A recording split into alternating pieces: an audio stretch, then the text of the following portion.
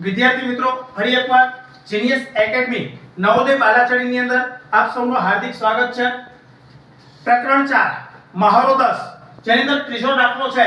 અત્યારે આપણે જે મહાવરો ચલાવી રહ્યા છીએ એની અંદર કોષ, જેની અંદર મુખ્ય 4 પ્રકારના કોષ હોય. ક્યાં ક્યાં? તો કે સૌથી પહેલો એક રેખા કોષ, એનાથી મોટો નાનો કોષ, એનાથી મોટો છગડીયો કોષ અને સૌથી મોટો કયો તો કે પેટી કોષ અથવા તો મોટો કોષ. આ પ્રકારે 4 પ્રકારના કોષ હોય. તો આપણે આ દાખલાઓ ગણતરી કરીએ તો એની પહેલા એવું નક્કી કરવાનું ભાઈ રેખા કોષ છે. જો રેખા કોષ ના હોય તો પછી જોવાનું નાનો કોષ છે.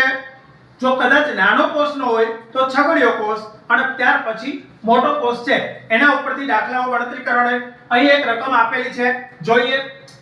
19 માઈનસ પેટી કૌંસની અંદર 30 માઈનસ છગડીયો કૌંસ છે એમાં 12 પ્લસ નાના કૌંસની અંદર 8 માઈનસ 3 નાનો કૌંસ પૂરો, છગડીયો કૌંસ પૂરો અને પેટી કૌંસ પૂરો.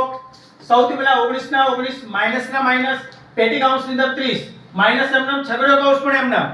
પહેલા એ જોવાનું છે 12 ના 12 અને પ્લસ ના પ્લસ. નાનો કૌંસ છે એટલે 8 માઈનસ 3 છે એટલે 8 માંથી 3 બાદ કર્યા તો કેટલા આવ્યા? 5. છગડીયો કૌંસ અને પેટી કૌંસ બંને પૂરા થઈ ગયા. 19 ના 19 માઈનસ પેટી કૌંસની અંદર 30 12 પ્લસ 5 બંને વચ્ચે પ્લસ છે એટલે 12 ને 5 17 મૂકી દીધા.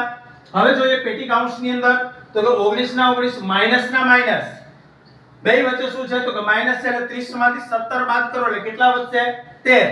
છેલ્લે એકય કોષ તો બધાય કોષ છે પૂરા થઈ ગયા. કામ પતી ગયું, લઈને જતા કર્યા. જો જરૂરિયાત હોય તો આપણે એને રાખ્યા હતા. હવે એનું કાઈ આપણી જરૂરિયાત છે નહીં એટલે બધાને મુક્ત કરી દીધા. 19 માંથી 13 છે સીધા બાદ કર્યા તો કેટલા વધ્યા? 6. જવાબ આવ્યો સી. Thank you.